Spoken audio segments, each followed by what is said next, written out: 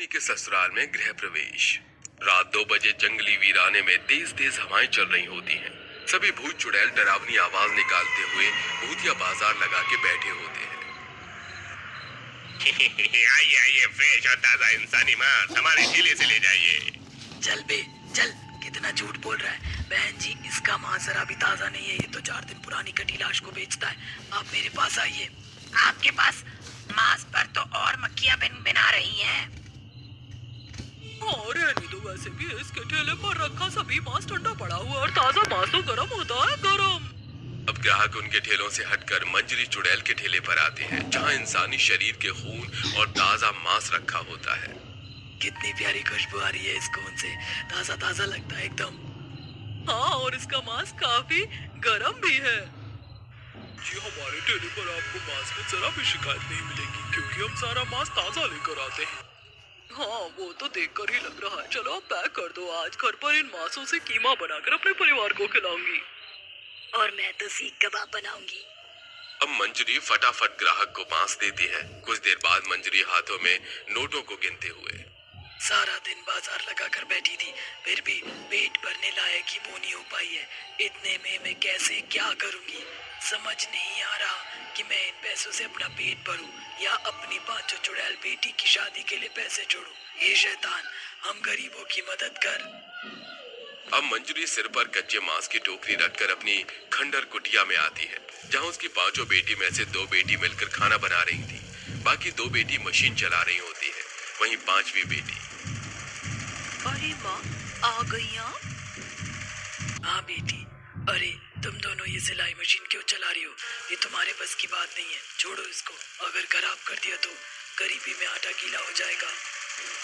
मंजरी इतना कहती ही है कि इतने में मोहिनी चुड़ैल वहां आती है। अरे माँ, गुस्सा मत करो, हम सब तो बस आपकी मदद करने के लिए ही मशीन का काम संभाल रही थी। अब आप आ गई हैं तो आप भी चला लीजिए मशीन, पर हाँ, उससे पहले आप खाना लीजिए। अब मोहिनी चुड़ैल अपनी 5 बहन और माँ का खाना परोसती है। तभी खाना खाते हुए मंजरी कहती है, बाजार लगाने के लिए कच्चे मांस खत्म हो गए, इसलिए कल सुबह तड़के जाकर कच्चे मांस ले आना। माँ, हम ले आएंगे, आप चिंता मत कीजिए।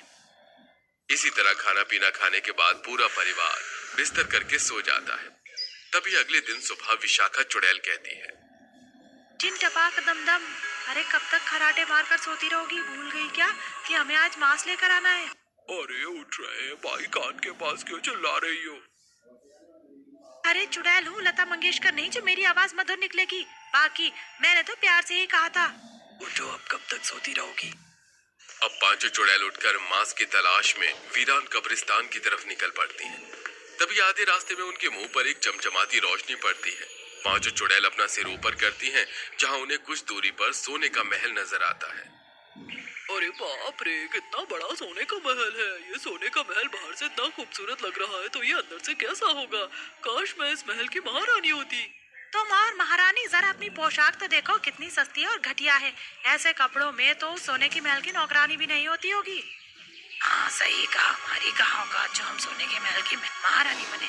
खैर चलो, मांस लेने आए थे, लेकर घर चलते हैं। दूसरी तरफ सोने के महल में जहां हर चीज सोने की थी, सोने के कमरे, दीवारों पर लगे सोने के सिक्के, सोने के झूमर, नहाने के लिए सोने का स्विमिंग पूल, परिवार के सदस्यों के शरीर पर सोने के गहने और साथ ही उनके कपड़ों पर सोने का वर्क। तभी सोने की राजगद्दी पर बैठे 5 खूंखार भूत के माता पिता, जिनके सिर पर सोने का ताज लगा होता है, वो कहते हैं, अरे कब तक तुम पांचों अपनी माँ के बल्लू से बंधे रहोगे? अब समय आ गया है कि तुम पांचों के हाथ पीले कर दूं। हाँ, तुम्हारी माँ सही कह रही है। ठीक है माँ, हमें आपका फैसला मंजूर है। वैसे आप हमारे लिए कैसी बहू लेकर आएंगी? माँ, मुझे तो ऐसे चुड़ैल चाहिए जिसका पूरा शरीर हरा हो, बालों में जुएं चलते हों, लंबे लंबे नाखून हो और नाखूनों में गंदगी भरी हो। और माँ, मुझे तो लाल लाल नशीली आंखों वाली चुड़ैल चाहिए।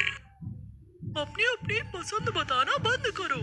हरी, नीली, पीली, अच्छी, बुरी, गंदी, साफ नहीं, बल्कि इस घर में ऐसी बहू आएगी जैसी मैं चाहूंगी।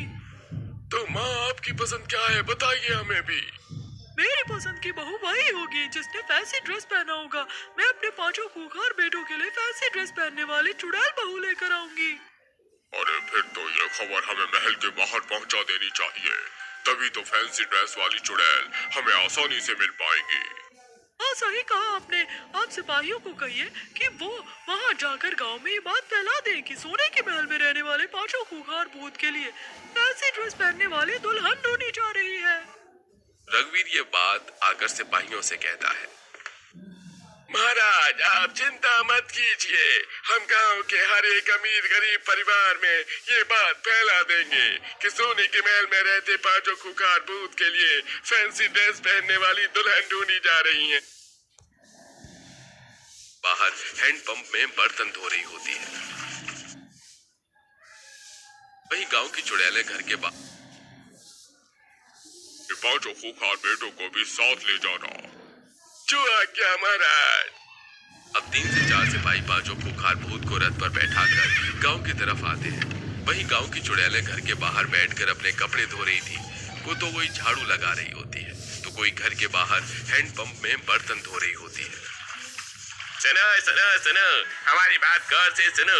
गांव के हर एक परिवार में जिनके घर में बेटियां हैं उनको यह सूचित किया जाता है कि सोने के महल में रहने वाले पांचों खूंखार भूत के लिए फैंसी ड्रेस पहनने वाली दुल्हन ढूंढी जा रही है।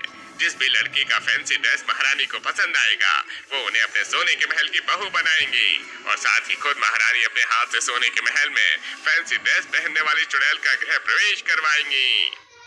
और हाँ, ये बात कोई मजाक में ना ले, क्योंकि ये बात 12 आना सच है। आप लोग तैयारी में जुट जाइए।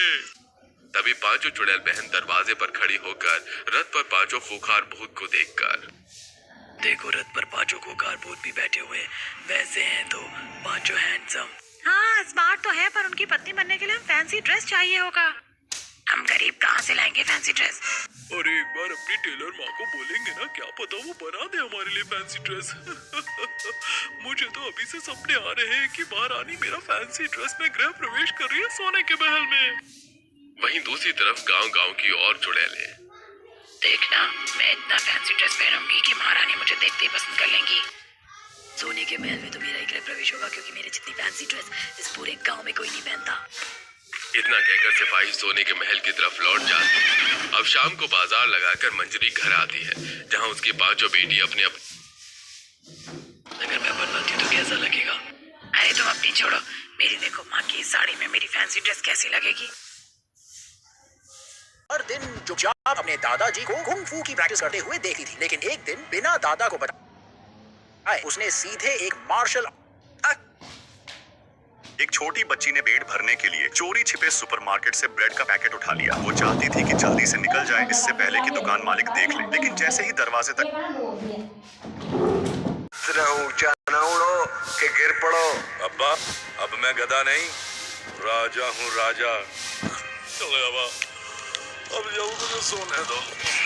सोलो बेटा सोलो, क्या पता आगे चल के नींद आए ना आए। बेचारे अब्बा, गधे के गधे ही रह गए।